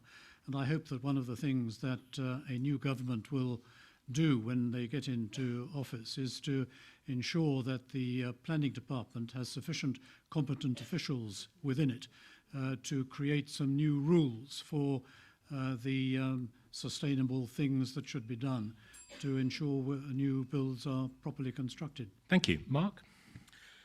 Thank you. We are fortunate in that our electricity is nuclear powered and comes from France, which has given us a fair bit of protection compared with other places.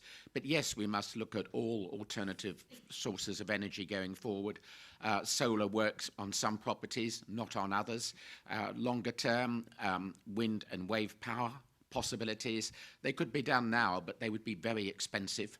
They would provide just resilience. But as the technology improves, obviously we look at every single option we can to make more use of renewable sources of energy, hopefully to reduce the cost and certainly to improve resilience. Thank you. Karen?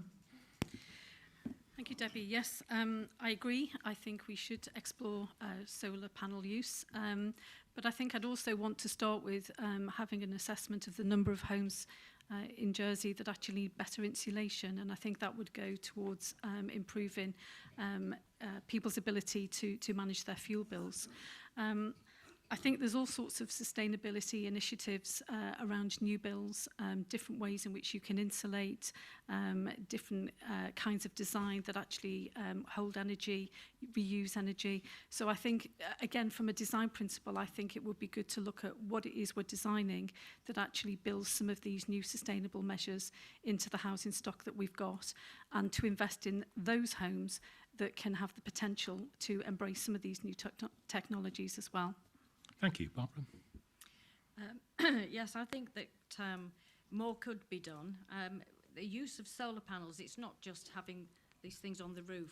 You can use them on windows, you can use them on walls. There is a variety of ways of using solar panels. And it's not just on new builds, it's some of our existing, in the farms, where they've got these massive roofs where something could actually be done. I was talking again at the Jersey Dairy about using, because you saw all these big sheds. What about using solar panels? The issue is having that conversation with the Jersey Electric about when we've done that, how are we going to buy it back? they still need more conversation on that. So we have to look at that very seriously. Thank you. Ken? So Jersey is blessed with some fantastic resources. We have the sun, we have wind, we have tidal, and we have wave power. We also sit on granite, which would produce some thermal heating. It's not beyond the wit of man to use somewhere like the roof on Fort Regent to put solar panels on it. You know, we've got 2 enormous chimneys at La Collette. Why don't we put solar panels on those? There is so much that the government could do using existing technology. A study was done in 2019 which said that if Jersey employed solar, wind, and tidal power, it would provide all of the necessary electricity for its own consumption, but could in fact become a net exporter of energy. Thank you. Thank you. Alex? Thank you. If I understood the question correctly, it actually touched 3 topics. It was about the cost of living and the cost of fuel. It was energy sustainability and looking at sustainable methods, and it was energy sovereignty, the ability to control our own supply. So that's a lot to tackle in a minute. Cost of living, I do want to understand the impact that the rising in fuel costs for driving is affecting certain demographics in the island. Especially we've got shorter journeys, but I don't know the impact on that one. With regards to solar on roofs of new builds, on larger new builds, I'd rather see us use our roofs for good communal areas. We were talking about housing a younger generation. We need to make sure that housing is somewhere you want to be in. And then when we look at energy sovereignty and sustainability, I think offshore wind, I know talking to JEC, there are some fantastic opportunities there. And I think using roofs is great, especially on pitched roofs where you couldn't use it as a place to use as a communal area, but I wouldn't be in favour of putting solar panels on fields at the moment because I really want to see us grow and diversify our agricultural economy, and I don't currently see that as the best use of our agricultural land. Thank you. Question from this back quadrant here, please. Hand down on the floor there. Yes, please. Yes.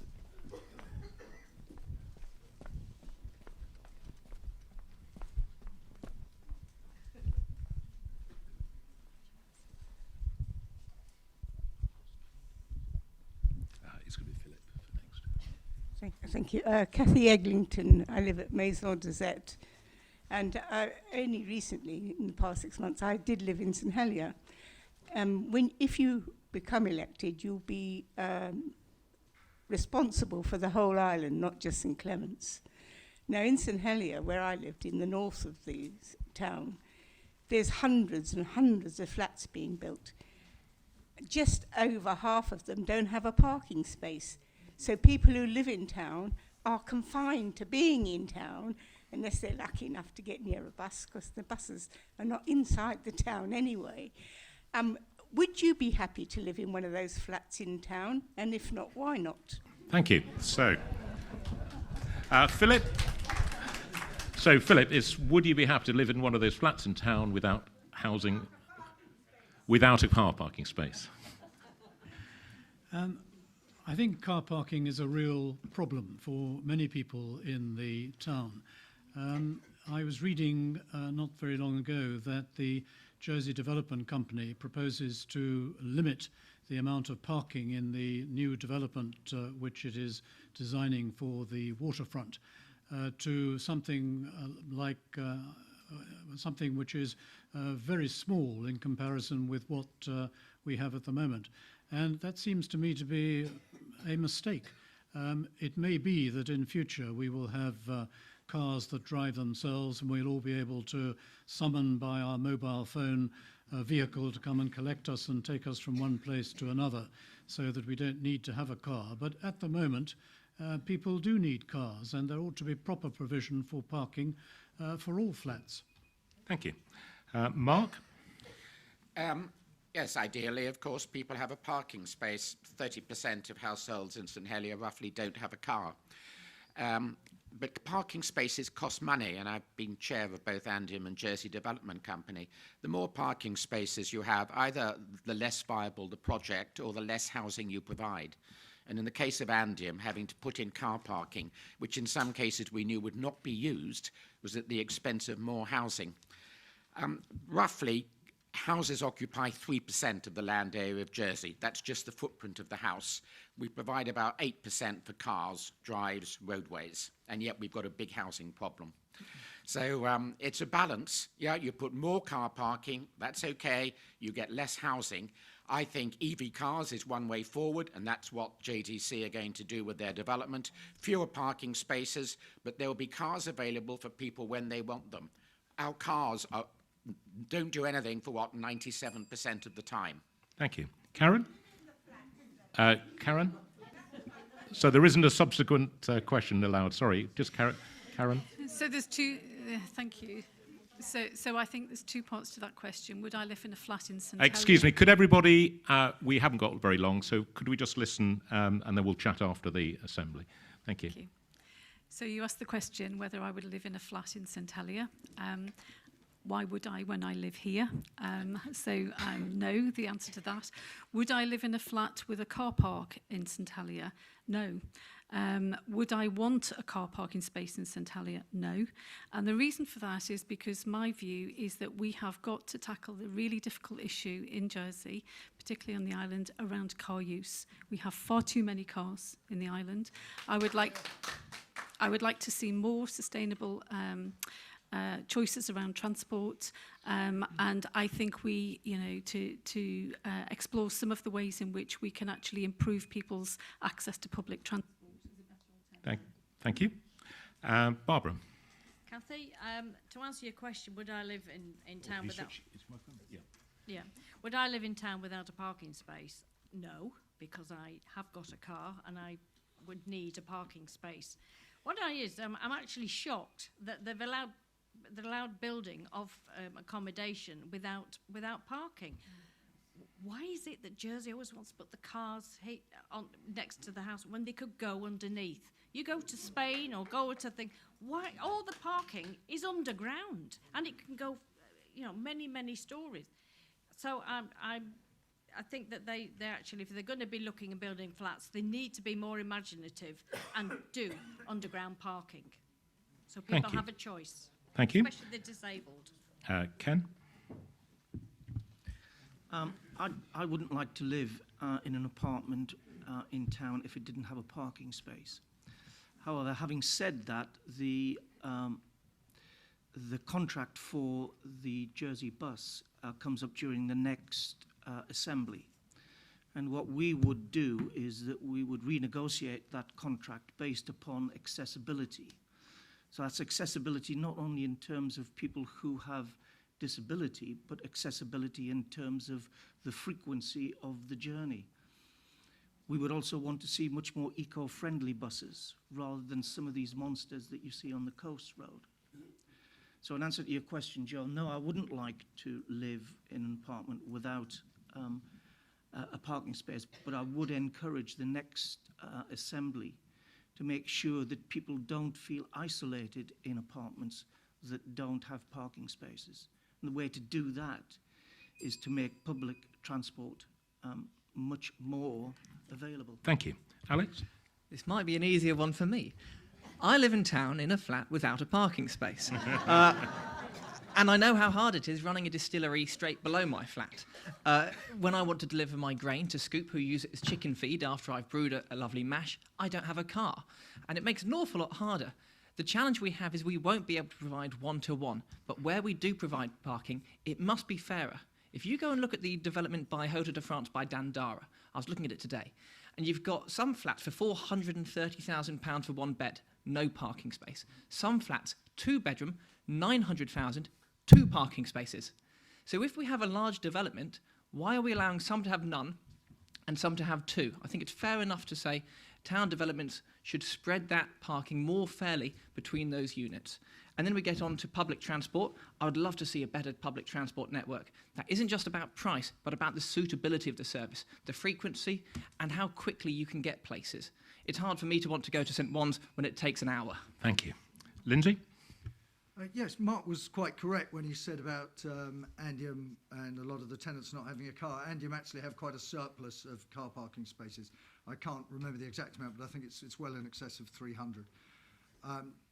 The other thing that they are looking at, and I think it's a very good idea, is the new EV car. We're seeing, which has been tremendously successful with bikes, and that if some of the new Andium developments have, say, 30 EV cars for use of those residents, it's so easy for people to take one, put it back, plug it in, and it could well be the future. But we'll have to see how that goes.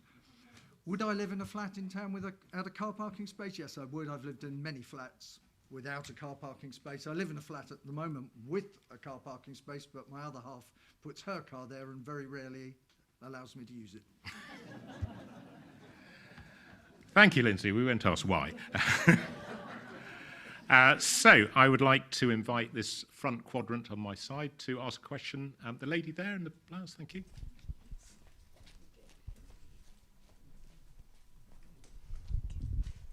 Good evening, I'm Beth Lloyd.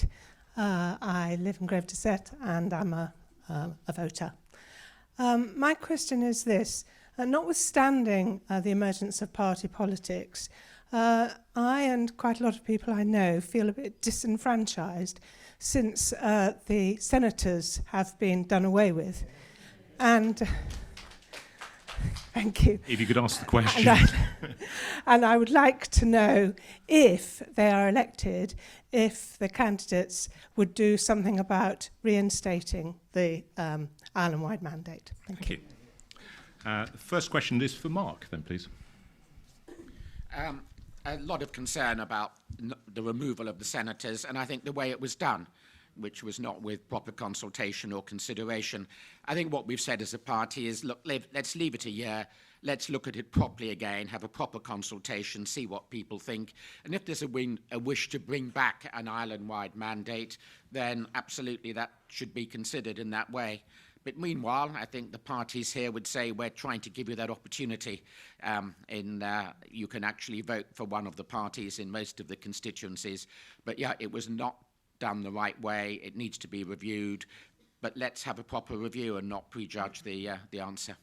Thank you. Karen? Yes, Deborah, I think we would. I certainly would support a return, the senatorial role in the island-wide mandate. I think there is a period that you have to have, which is to consider whether or not this new democratic process is actually of benefit and is working. So yes, there's a period of time, have to look at it, but I think we should look at it. And I think if we're serious about listening to people, I've had so many people say, you know, we need to bring it back. And I think the voice of the people is very, very strong on that, and I would support it. Thank you. Barbara? Thank you, Beth, for bringing that question up. Yes, I would support it 100%, because, you know, I too feel disenfranchised because I can't actually vote for other people in other parishes. I can't tell you how many people have said to me, I wish I could vote for you, but they can't. They're just totally restricted. So I do think we need that two types of level. It's worked very well in the past. Why we have to change it, I don't know. So let's go back to we have to review what the feelings are following this election. Let's look at all the arguments and the pros and cons, and then we'll make that decision. But I am absolutely yes. Yeah. Thank you. Ken? I think we should give the reforms that have been put in place a chance to work the way through.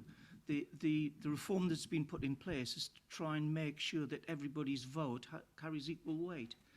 In the previous system, it was possible for someone in St Mary to be elected on 300 votes, whereas someone in St Clement may fail on 1,500 votes. So by combining constituencies, it now means that all votes carry the same weight. Alex? As Ken says, fearing a boo from the crowd, this system does improve voter equity. Now, the challenge is it's done so at the expense at the feeling of an island-wide mandate. You're going to have, including Marcus, over 10% of the states, 100% voted by the St Clement electorate. Now, I do think from the feeling of the population, not just St Clement, I mean, we've got a great deal. We've kept our parish boundaries. We do need to review the system. But if we do, what I'm interested in seeing is more than 8 senators. And the reason for that is a lot of people have said, I want island-wide mandate to choose the people who will be the leaders, the ministers. And we've got 9 ministries. So I'm not sure how electing 8 senators really actually has an influence over that part of the assembly. So by all means, I think we can have a review from the strength of the voice of the people, but let's be happy, we've now got over 10% of representation here, and we can use that to shape the next reform to be fair for the whole island. Thank you. Lindsay? Yes, people do miss the all-island vote, and it was a major reason why the Jersey Alliance Party made sure we had put someone in every single constituency in the island. As far as the democracy of it, yes, it is a more democratic move. There's a wonderful story of when Russell Abbey went round to the parishes to explain, and when he got to St Mary, he said to someone, can you see this isn't fair, that you get 2 representatives for 1,000 people, St Clement get 3 for 10,000 people. And the chap looked at him and went, yes, I can see that's unfair, and that's how we like it. Thank you, Phil Hinn. I have to confess that I chaired an electoral commission some years ago which recommended the establishment of 6 electoral districts and the abolition of the island-wide vote. The recommendation of the commission was put to a referendum, and 80% of those who took part in the referendum approved that proposal. But I confess that I have not met a single person who is not unhappy with the abolition of the island-wide vote. So, although I agree with Mark actually that one should not rush into doing anything about this, I think that the matter is going to have to be looked at again, and it could be reconciled with 6 districts quite easily. Thank you. So, another question, please, from the sort of front left here and outside, if there's anybody. I don't want people to feel disenfranchised who are outside. And the gentleman there standing in the window. Hi, my name's Tony Moretta. I live and vote in St Clement. I hope after nearly 7 years I'm not seen as an outside UK expert. My wife thinks I've gone native. I refuse to drive out west on the weekend and risk traffic at the bottom of Beaumont Hill. Could we have the question, yeah, please? Sorry. So there's a lot of talk, and Sir Philip talked about concern about the rising cost of government here, the number of civil servants. It comes up a lot. But obviously politicians play a role in that increased cost of government. You know, government does a lot here. It replicates all the functions of a national government. You've all got promises in your manifestos about what you will do that's new. I'd like to ask the candidates, what do you think government should stop doing to save money to allow you to do some of the new things in your manifestos? Thank you. Karen, what would you stop doing? Where do you start? I suppose the things that I want to be stopped are the repetitive ongoing processes that government gets entrenched in terms of, you know, the planning infrastructure, the way in which we organise our tax system. And I mean, one of the things that I think is really important is to try and actually bring some modernisation, if I could use that word, to the systems and the processes that government are responsible for. And I'm a great advocate for embracing the benefits of digital technology, using artificial intelligence, so we're not actually having to go back and revisit you know, some of the decisions that have been made, but there's lots of forecasting, there's lots of opportunity to actually predict the kind of things that we need to do, which, you know, a lot of government departments spend a lot of time contemplating their navels about you know, what information they need and what kind of decisions they need to make. So using digital for me is really, really important. Thank you very much. And Barbara? I think I alluded to it before, it was about consultants, the use of consultants. Oh yes, we've got this report, we need to get somebody in to, you know, to tell us what to do. And then you've got these long reports, and it's time wasting, time wasting, time wasting. It's about action. That's what they should be doing, is using our expertise here on the island and getting things done. We all know that it's, if you go into government, they're very slow wheels. We need to turn them a bit faster. Thank you. Ken? Nelson Mandela said, education is the most powerful weapon which you can use to change the world. We employ qualified teachers who have a degree in the subject that they teach. They've got a certificate in postgraduate education. We bring them to the island, or they come back to the island to teach. We then put layers of management on top of them, telling them what the curriculum should be, how they should teach. For goodness sake, Stop meddling and let the professionals that we pay to educate our children to get on with the job. Thank you. Alex? I don't think, Tony, you'll find any promises in my manifesto. I don't want to fall into that pit, that kind of pit. I think what we need to stop doing is looking at where, I don't want to say ego project, or where large capital projects get spent. Cyril and Markle House would come to mind, and there was a great article in The Guardian last year about developers who embraced buildings that were there, because buildings have kind of a lifespan, and they may not be perfect. But I think their phrase was, never demolish, never remove, always respect, repair and improve. And that's not just for buildings, that's also for the processes we have. I mean, you and I both know there's so much we can do with technology to really change and transform and not just replace silo with silo, but actually at the core, working out what's good, working out what works, and repairing, respecting and improving on that. Thank you. Lindsay? Tony, you mentioned politicians there, and I think that's very much part of the whole government piece. I think they can allow people to actually get on with doing the job a lot of the time.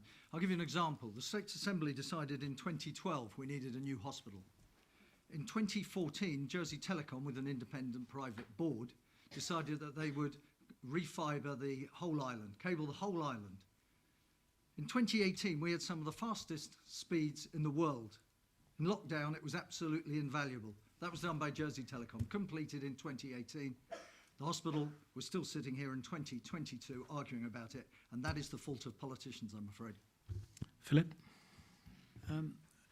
This may be a slightly cheating answer, because I think that the states should do this perhaps rather than the government. But one of the things they could do is stop talking so much. Our procedures in the states encourage time wasting. There is too much time consumed in asking questions of people. Half the first day of every sitting of the states is taken up by the answering of questions. People talk too long in the states, and because there are too many members of the states as well, a huge amount of time is spent briefing them, telling them what's going on. So I think that's a lot of that's what the government should stop doing. Thank you. Mark? I agree, far too much time spent talking in the States. I think it's about doing things generally better. I don't detect much enthusiasm for government to do less. I've probably read more government reports than any person could reasonably be expected to do, and pretty depressing. They are very badly written. As some others have said, they're excessively long. They are discursive.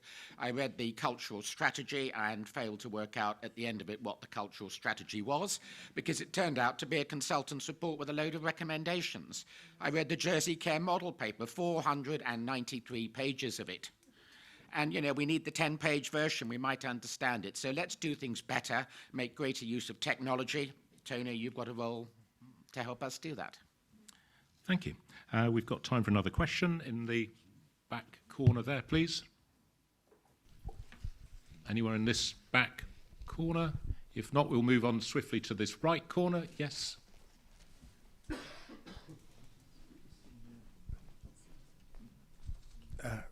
My name is Vincent Robbard. I live in a big house at Summerhay.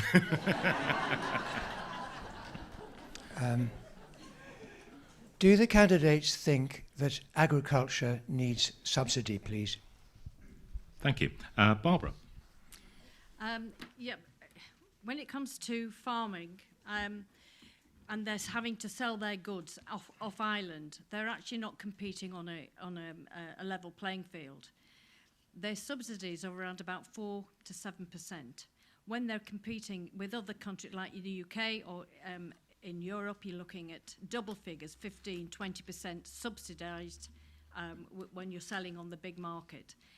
It is very hard for Jersey to sell the products when you haven't got that level playing field, especially when you've got the big conglomerate companies pushing the price down. They want as cheap as possible. So their actual profit is very, very small. So they do, when it comes to subsidies, it should be on a level playing field. And especially when we're actually selling our premium goods like Jersey milk and our Jersey potatoes, our premium goods. Thank you. Ken? The short answer is yes. I think that we should subsidise agriculture. And in addition to that, we should use some of the technology that is being developed by Digital Jersey to help agriculture to be more efficient, using drones to help identify which areas of fields need fertiliser and to increase productivity, the smart ways of doing it.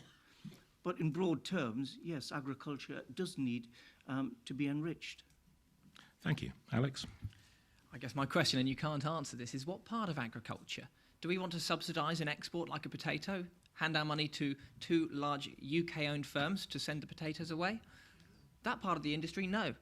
Do we want to look at how we invest in getting new farmers to own their own farms, to diversify farming into local food crops or high-value export to get them kick-started? Maybe, yes. But I really don't want to see us move to a model like the Common Agricultural Policy that creates such heavy subsidies. It's hard to see where the value in farming is.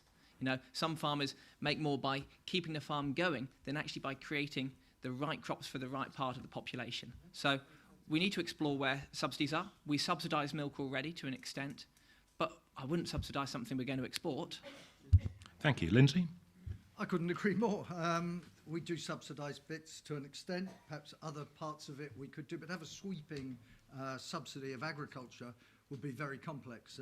Obviously, that would bring in subsidising medicinal cannabis for a start, which is probably an exceptionally lucrative business for whoever is doing it. But there's certain areas of agriculture we could help. We do already, as Alex alluded to, with the milk side of it. And yes, I would happily support the bits that are struggling, but not help UK large companies such as Sainsbury's. Other supermarkets are available, of course. Thank you, Philip. Yes, I'm not sure about the word subsidy, but I'm sure that the agricultural industry deserves support. In talking to the president of the Jersey Farmers Union a few months ago, he indicated to me that they were actually quite satisfied with the way in which the states were supporting the industry in terms of the benefits that were accorded. I agree that diversification should be encouraged, and so far as we can, we should grow to feed the island. I certainly think that the industry should be supported to benefit the environment and to take away, so far as possible, the use of chemicals and to benefit the environment in that way. Thank you. So now we move on to Mark, please. Thank you. I thought you were going to forget me for a minute. No. It's a pity I was complex trying to chart avoid that one. here. I'm not generally a fan of subsidies because remember, subsidy means you pay for it. You just pay for it a different way. Having said that, agriculture is a critical part of Jersey's character and way of life and has been for a very long time, and we need to preserve that. It is relevant to other parts of the economy, including tourism. We want the island to look nice. So happy to look at specific areas of subsidy where it is in line with other policies, keeping things that are traditional, but not simply subsidising something because it's a good thing. So, yeah, limited, targeted, and designed to fit in with what we're trying to do for Jersey generally. Thank you. Karen? Yes, I would agree. I think we've got a big issue around food security, and I think we need to look to ourselves to see if we can actually provide a sustainable offer in terms of food production. And if that needs investment and if that needs subsidy, then we think we should invest in Jersey agriculture. Thank you. We've just got time. We're on our 11th question. So we've just got time for that. I'll ask this front quadrant here, please. Yes, sir.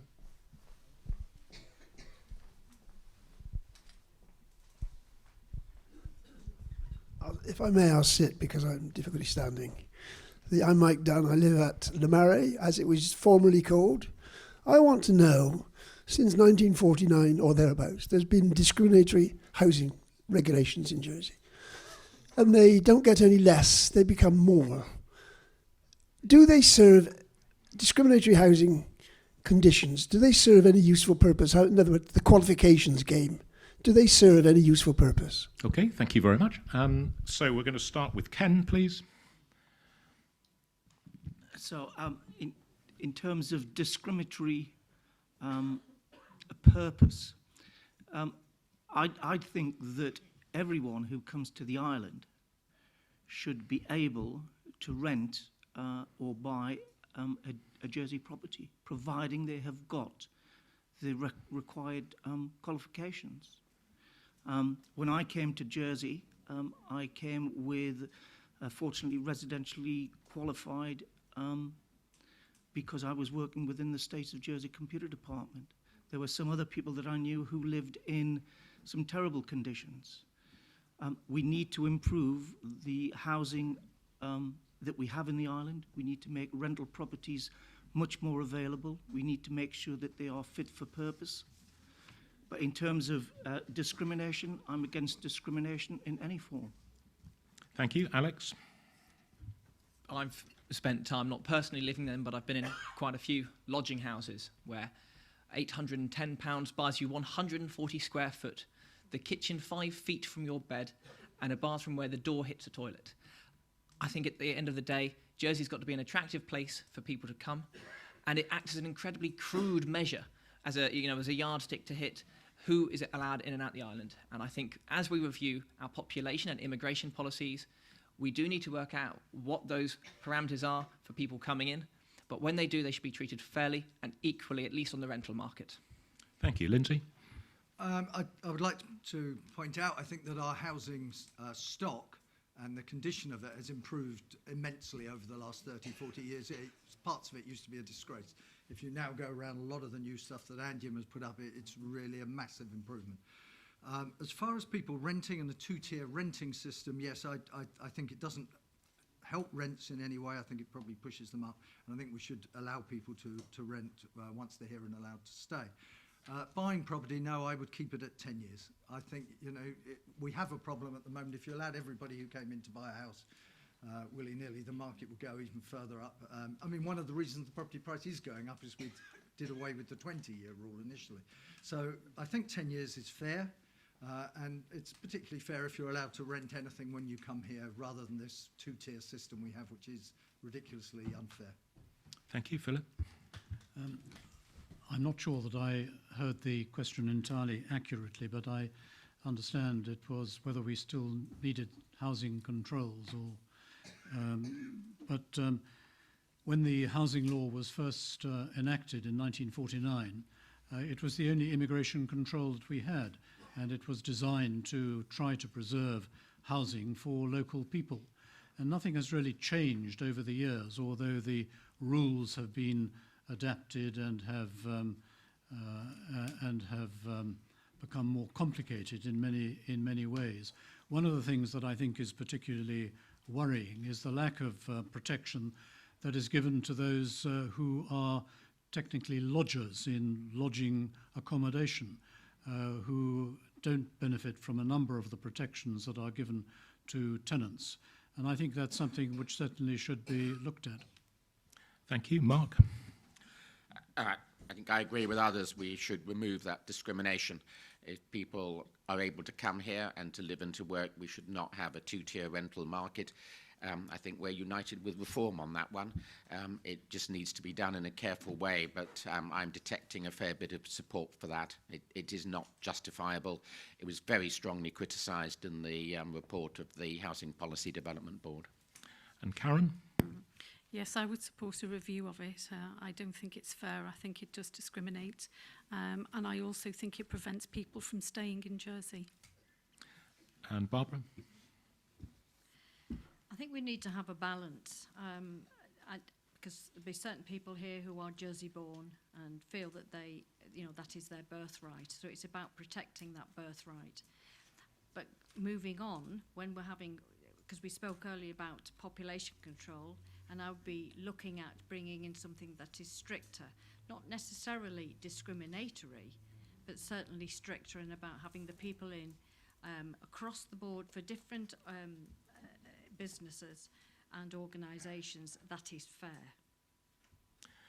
Thank you very much. Well, with the permission of the candidates, I think we'll finish about 1.5 minutes early, if that's okay with everybody here. Thank you very much. We've managed 11 questions on a superbly diverse range. Thank you very much to the audience. And can we have a round of applause, please, for the candidates?